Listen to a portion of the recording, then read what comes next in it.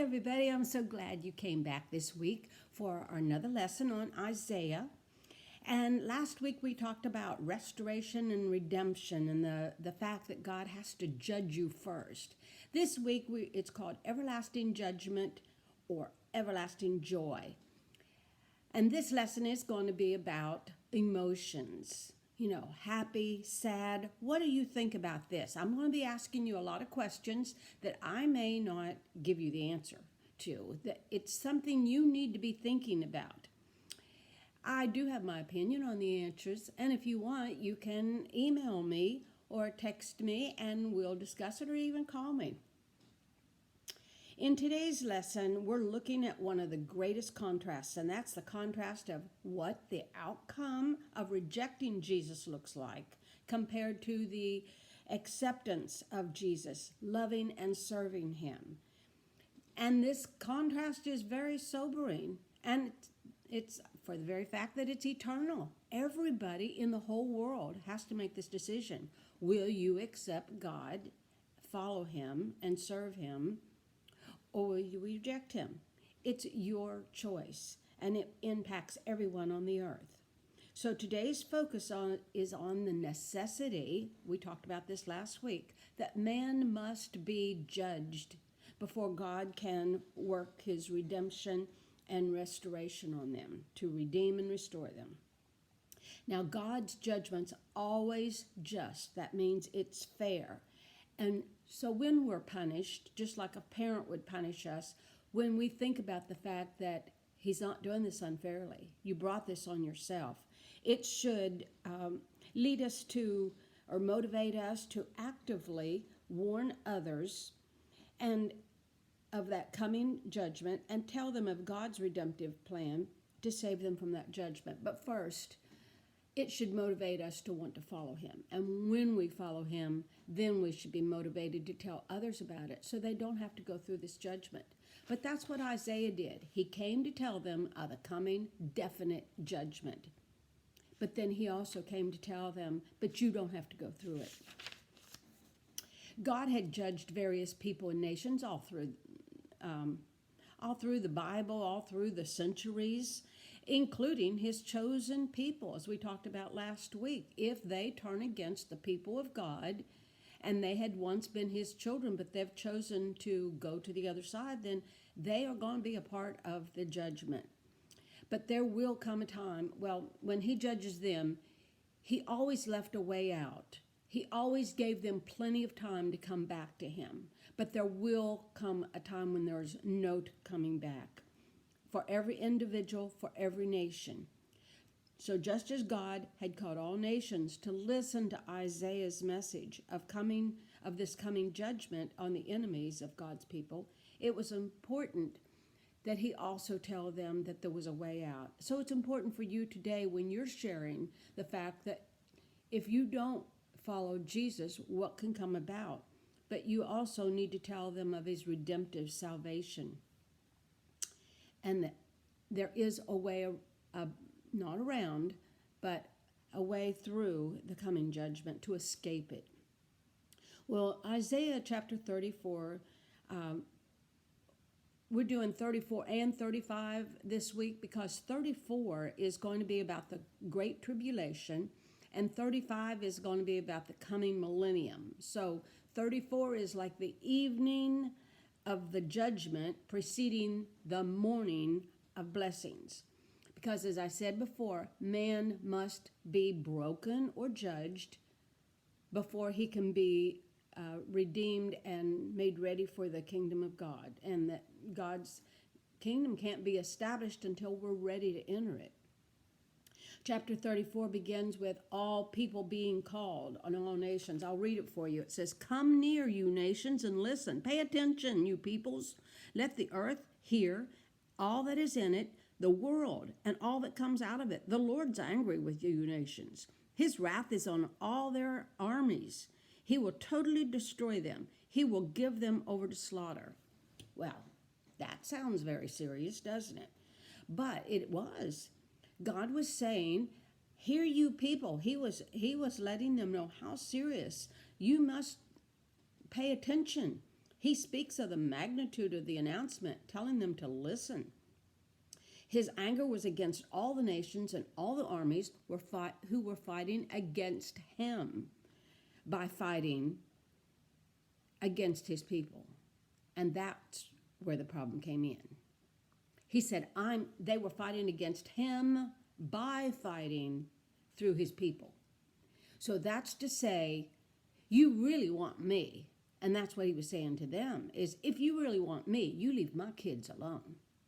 Because if you touch my kids, I'm going to touch you. You heard that. And so God declared and that he was going to totally destroy them, utterly destroy. Now, when he said that, I am going to do this, that was a promise. It was irrevocable.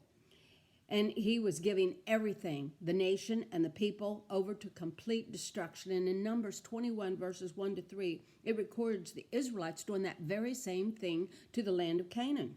Total destruction, completely destroying it, the land, and its inhabitants. And it also goes on to talk about what the aftermath looked like. What did it look like? What does total destruction look like? And it wasn't pretty. Yuck. It says in Isaiah, it depicts an annihilation of these forces. Thus, it was more than just a major defeat. It wasn't a minor defeat. It wasn't a major defeat. It was complete annihilation. It said the dead bodies were left unburied and allowed to rot and stink, and the blood would soak into the mountains. It was a horrific scene. Isaiah's description further added weight to the sovereignty and the almighty and the supremacy of Jesus Christ, because it says when Jesus comes back and he causes judgment on these nations, when he says it's complete, he said everything shakes. He said even the heavens, in verse 4, all the stars in the sky will be dissolved and the heavens rolled up like a scroll. All the starry host will fall like withered leaves from the vine, like shriveled figs from a fig tree. You're going to hear that all through the Bible. It's spoken of here in Isaiah. We hear it again in Matthew, and we hear it again in the sixth seal description in Revelation 6, verse 12 to 14. Repeats those same things, is that the heavens will be rolled up like a scroll, that the leaves will fall from the vine, the stars, all the stars' hosts will fall like withered leaves from the vine, like shriveled figs in the fig tree. So he was reminding us that I said it in Isaiah, I'm going to say it again in Matthew and Revelations. I want to let you know that was a promise, and you can stand on that promise. I haven't forgotten anybody. God's judgment on the wicked was certain and final, and he kept bringing it up to let them know.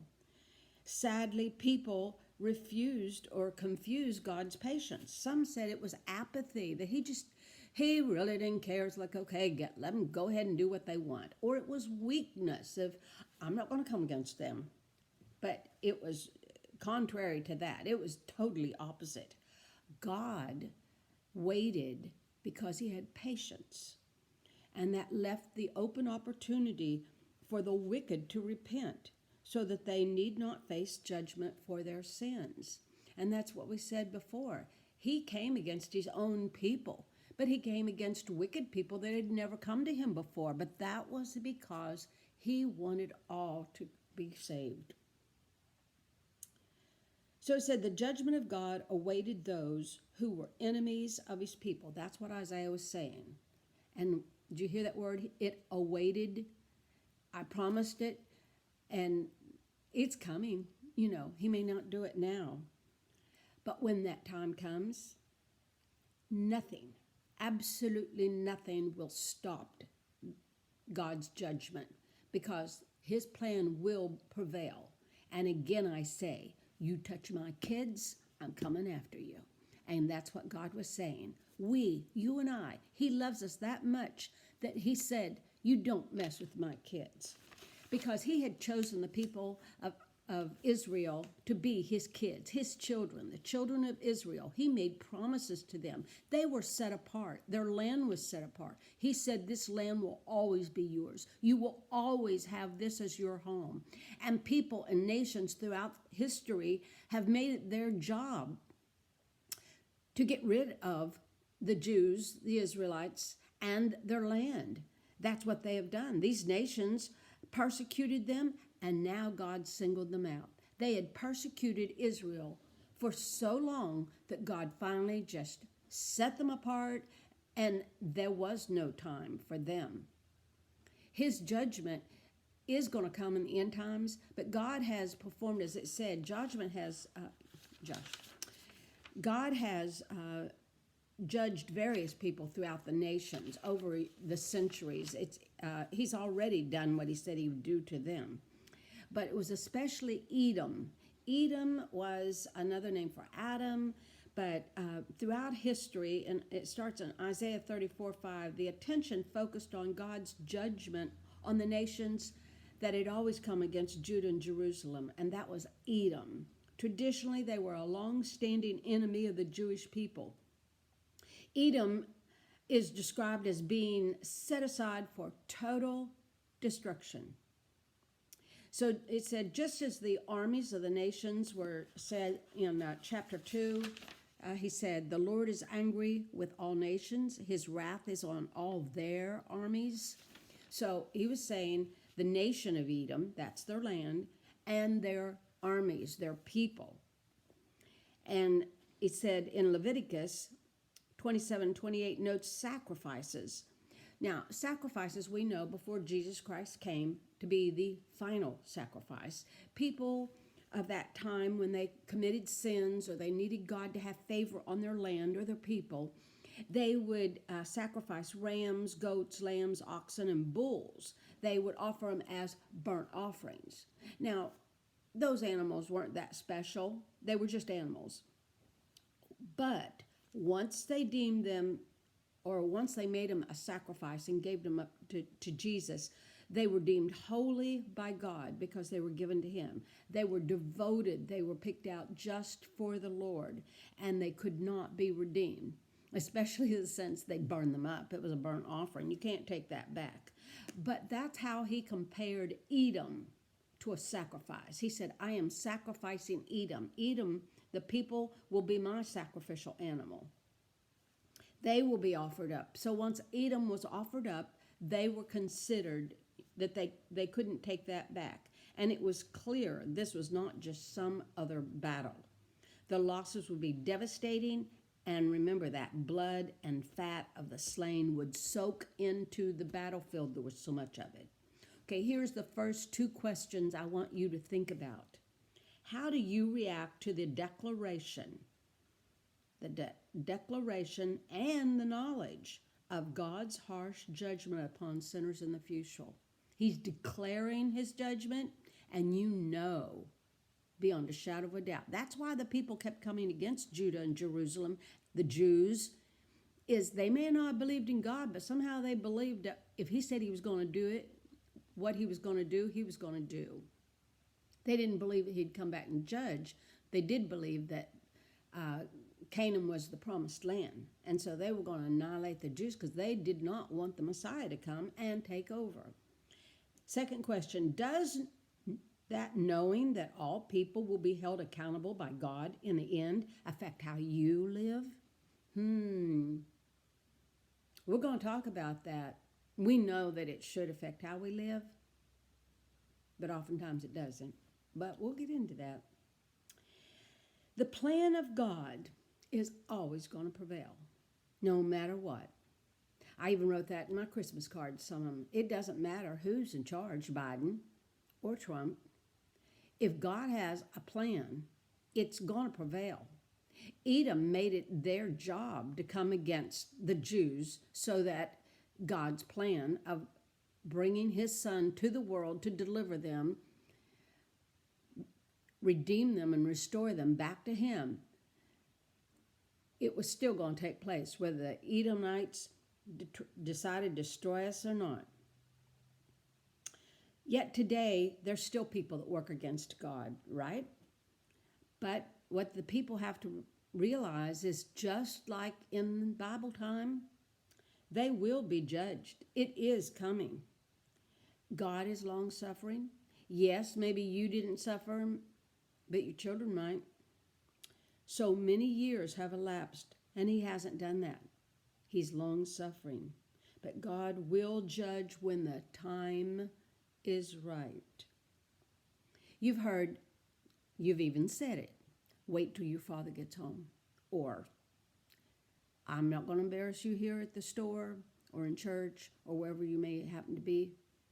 But I'm telling you, when we get home, we're going to take care of this. Well, sometimes that waiting is scarier than the actual judgment.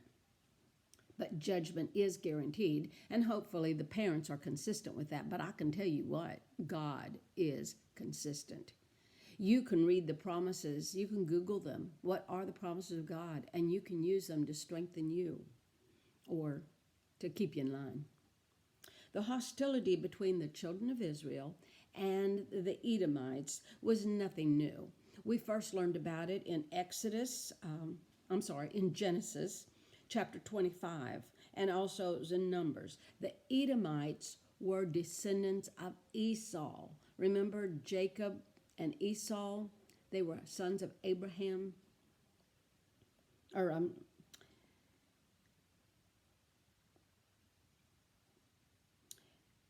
Jacob was the youngest. Esau was the oldest. And even before, it was prophesied that Jacob the younger would rule over Esau the older one. And as the events in their lives unfolded, their descendants fulfilled that prophecy. Now, the judgment that Isaiah prophesied was called the day of the Lord's vengeance. And he told him, this is for all of those who have come against God's people. Well, Edom again was singled out. And again, the description of this judgment against them was overwhelming. What would take place was like what happened to Sodom and Gomorrah, and that's in the Bible. And if you get the little devotionals that we have at our church, these are wonderful. It was in there today, or 2 days ago, that the judgment of God would come like Sodom and Gomorrah, that it would just be leveled. So if you were wanting to know what it was going to look like, go back to the time of Sodom and Gomorrah, because that happened very early on. The statement of it, the burning will never be quenched. Whereas some nations that God placed judgment on, they did revive. They were restored. It may have taken a couple generations, but they did recover. But what God was saying is Edom will never recover in this case. Instead, Edom would become a wilderness overgrown with briars and thorns and be inhabited by wild animals only. And you can read that in verses 11 to 15. God was also used tools of the architect in his judgment. There said the line of confusion and the stones of emptiness in verse 11. Scripture elsewhere refers to the plumb line or the plummet as a tool of measurement, that God measures out his judgment. And what he was like, no, is it's exact, it's accurate, and it's measured out. God is not vengeful. He doesn't, you know how some parents are so angry and then they punish the children, and sometimes it's harsher than what the crime was, you might say, or they just do it out of petty spite when you get back at someone. And it's you're not even really thinking about what they did. They may have done nothing. One, it just might be spite, and retaliation is angry retaliation. No, when God judges you, we've talked about this before. There's 3 things that you can take to the bank. God's doing it out of love to begin with. And he is going to give you so many warnings, telling you so many times, I'm going to do this. And you can be sure he's going to do it eventually. But he is going to do it, so you can take him up on it and start flying right. And the third thing is it's going to be just. It will be fair. He will mete it out. It will be accurate according to what you've done. And in the case of the Edomites, he had done that too. He had warned them and warned them. He did love them. They were his creation. They were his children to begin with. But fair is fair. They said they wanted the Judah and Jerusalem to be desolated. Okay, so he said, I can desolate you. And also, they were going to reap what they sowed, because they rejoiced over the fall of Judah and Jerusalem. When they were exiled, they were happy. They lived fairly close there, and they actually came in and took over Judah and Jerusalem. Furthermore, they aided the enemy. And sometimes aiding the enemy was doing nothing. When they saw Judah and Jerusalem needed help, they did nothing to help them, and they were nearby. And then those that went into exile, some of them fled and did not go into exile. Well, they didn't go to Babylon for exile. They went to neighboring towns and hid out. And these neighboring towns were ruled by the Edomites, and they were very mean to them. They mistreated the Jewish survivors. And then they also desired the desolation of the Jews' land. And that's when God said, he pronounced that the land of Edom would become desolate. So for generations to come, the land of Edom would be given over to the home of wild animals. Okay, next two questions. What brought about the vengeance of the Lord upon Edom? They wouldn't leave his kids alone. Do you think most people believe God is eventually going to judge them for how they have lived? He said he would. The destruction of Edom as a result of God's judgment would be so complete that animals would take over the territory. And we've just been talking about that. And that seems pretty extreme. That's talking about your land. If it was taken over and it was annihilated so flat that nothing could live there. That sounds extreme, doesn't it? God meant it to be. He wanted you to remember this. If you read about it and read how horrible it was, maybe it'd make an impression upon you. He wanted you to remember that. It's extreme for a purpose, so you will remember that those who rebel against God and mistreat others would do well to take God's judgment Edom in account. You will remember what he did to Edom. Because again, he was saying, don't mess with my kids. I won't change my mind. Nobody will be overlooked or will escape this judgment. And he also said, and if you don't believe me, I wrote it down. I put it in writing. He said, you need to read Isaiah 34, 16 and 17. Because he called it the book or the scroll, where the Lord showed record of him pronouncing judgment, that any who would doubt that these things would come to pass was invited to read it in Isaiah. Because he said there will be a time coming where the accuracy, that plummet, the accuracy of what God said was going to happen, and it would come very obvious that if God said it, you better believe it, because it's going to happen. It was going to be fulfilled. Edom would indeed become the home of animals. It said that there were very few inhabitants, if any, of human inhabitants, but the animals would have their mates. So that was saying that they were going to replenish, that it was going to be overrun with wild animals. Now this gets us to, we're going to go into chapter 35. We just covered chapter 34, and that dealt with the cause of all of our suffering and pain in the world back then and even now. Why did we suffer pain? Why was this judgment brought upon us? And we're going to contrast it with chapter 35, which concludes, it's one whole prophecy, 34 and 35. So the other half of this prophecy shows us what God can do with a yielded vessel, someone that gives their heart and life to him. The judgment of God was bringing to the nation in general and to Edom in particular is contrasted with the restoration, the healing, and provision that he was going to bring to his people.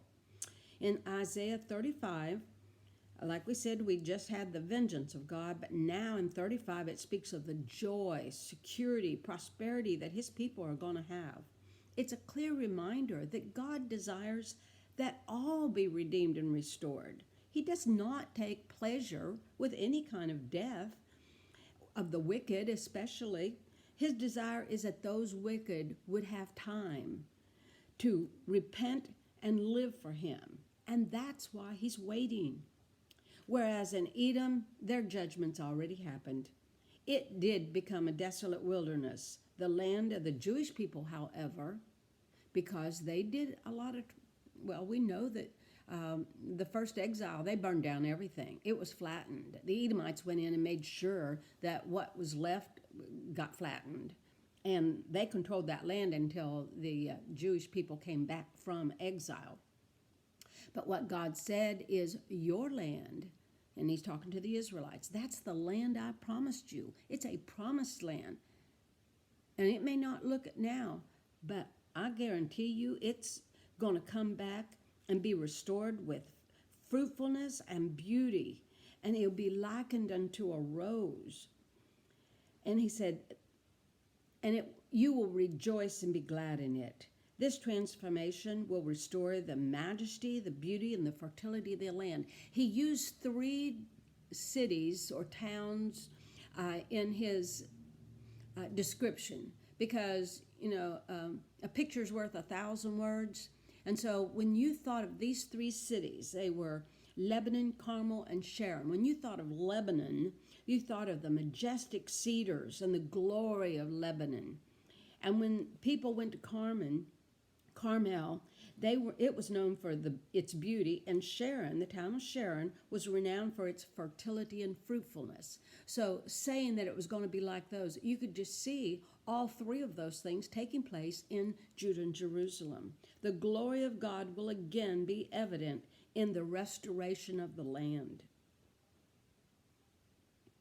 So that's what Isaiah was about, is telling them the judgment's coming, but giving them promises of God that they could look forward to and have hope. And you can too. You can go and Google the promises of God. And so when times are really bad, no, those are promises. They're going to happen. And it will give you hope. Because based on the promises of God to avenge his enemies, he also said, I'm going to restore his blessings to the land. And so that encouraged people back then too. Remember, they were going through persecution. That was the whole reason Isaiah was sent, is because the people were worshiping idols because their leadership modeled that behavior. Those who were overcome by the fear of the current state of their affairs would be able to find strength in the promises, and that strength would help them to endure until, well, it would help them endure everything here on earth, even future trials, and let them know, I've got to get through this because the eternal salvation that I will get from it will be forever. Our time on earth will seem so short. While Isaiah and the other prophets warned the people of the judgment of God, they said, but you are the people. You are his children. You should not be despairing as long as you continue to follow him. Even while they were being judged and they were gone through exile, God was working on redeeming and restoring them. He told the Israelites before the Israelites were ever formed what was going to happen. It was one of the few nations and people in the history of the Bible that their whole future was laid out before them. They knew what was going to happen to them at the end of time. It was laid out before them. They had the guidebook all along. The restoration would not only be evident in the transformation of their land, but the transformation of the people, the healing of the people. Their land would be healed, the people would be healed.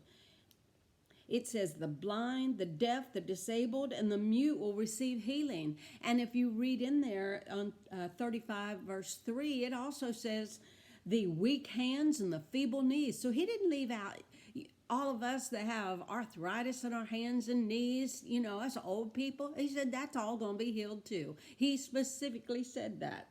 So as the people turned to God again and they started listening to him, obeying him, you can do this too. And when they did that, physical healing was one of the many blessings which they would enjoy. The wholeness of God, healing our land and our bodies. It was extended to the land and to our bodies. And the areas that were desolate and grotesque when they came back out of exile were going to again be lush and beautiful.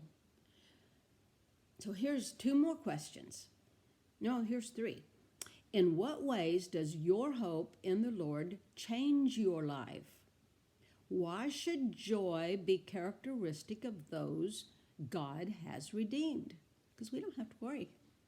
How do you identify joy in yourself and in others?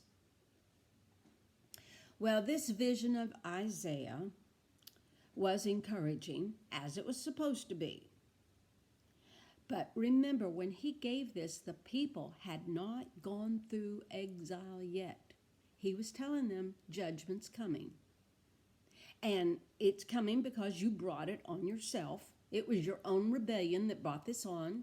God told you he loved you. God gave you your own land. God told you you were his chosen people. But God said, if you don't follow me and follow my commands, you will be judged. For centuries he told him that. And so now that time had come.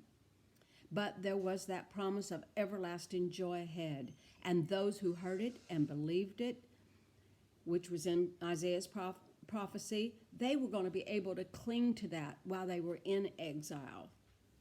And we too can look ahead to everlasting joy if we accept Jesus and live according to his will. Did you catch that? When we accept Jesus and live according to his will. It doesn't stop with just accepting Jesus. You must decide to follow his commands. Chapter 35 continues in verse 8, talking about a highway that's going to provide access to the restored land. This too reflects blessings of God on his people after their time in exile. Now, although they would be taken captives in a foreign land, he said, when you turn back to me. So he was hoping while they were in exile that they decided they were going to follow God, because they knew what would happen if they did and if they didn't. But one is, if they could follow him during exile, they would be returned to their land. And that highway that Isaiah described in this passage was a way in which God had made to bring them back to their promised land. And they could travel it only if they were holy and their life was set apart for God.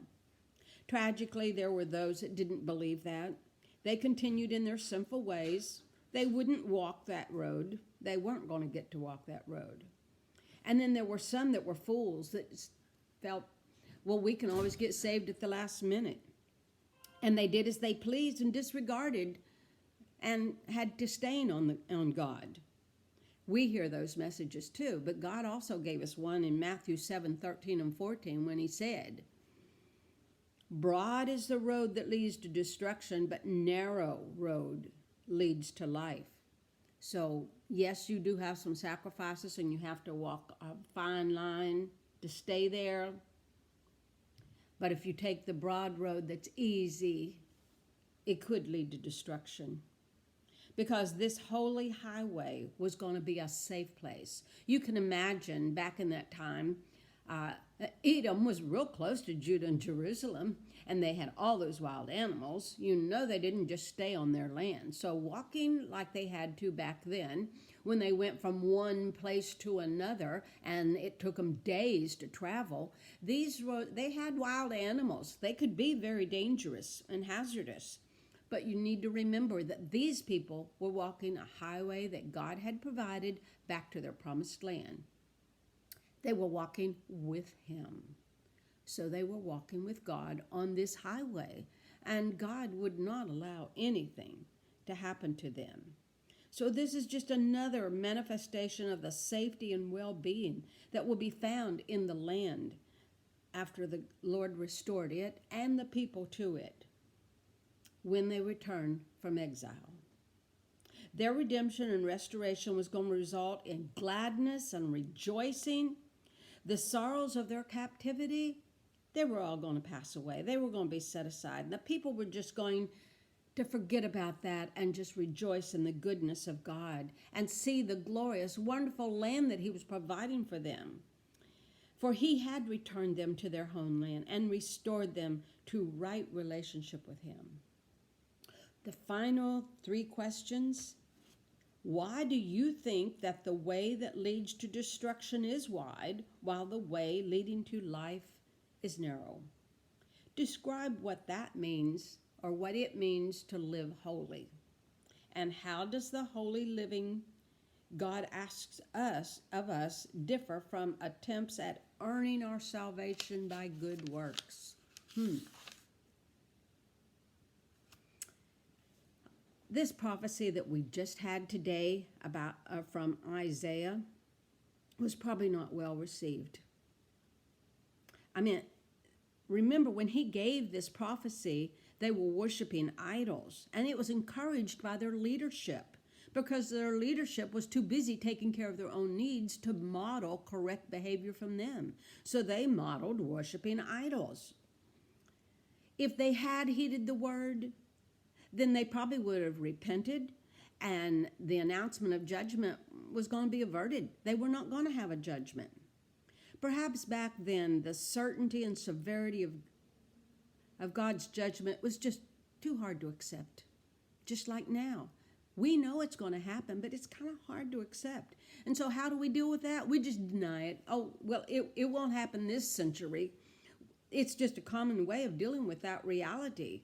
Because we know, as we said in the beginning of this lesson, every person on this earth has to make that decision. God will not force you into it, but every person will either accept and follow Christ, or they will reject him. And it will have eternal consequences. Some people put their hope in the idea that all religions ultimately lead to God. Well, no, they don't, because not all religions expect you to sacrifice or to give up things and follow God's way, because there's only one way to heaven. Others say, if I believe in something, that's okay, or if I'm sincere about what I believe in, it'll all end up good. Others say, I've done a lot of good in this world. I've done a lot of bad too, but I think I've done a lot more good than I have bad. So when the end time comes and he has to judge me, I think it'll go in my favor. I think. Wouldn't you rather know? Because God tells us exactly what we have to do to know. Scripture's very clear. There is one God, and one God judges everyone. And he is the one who sent his son to lay down his life that we had a way to do that. A way not to be condemned. And salvation comes to those people who put their faith in Jesus and choose to follow him. And those who choose to follow Jesus will learn to follow him by turning away from their sinful ways and continuing on a positive road of pleasing God. So as his people, we receive the blessings that come with living as children of God. Because as you've learned through this lesson, anytime someone messes with his children, God will be there. And you are his children. And if you are having a difficult time, your Father is a prayer away, and he's interceding for you continually. Talk to you next week. It's the incarnation. Are you surprised? It is the Christmas lesson. Bye-bye.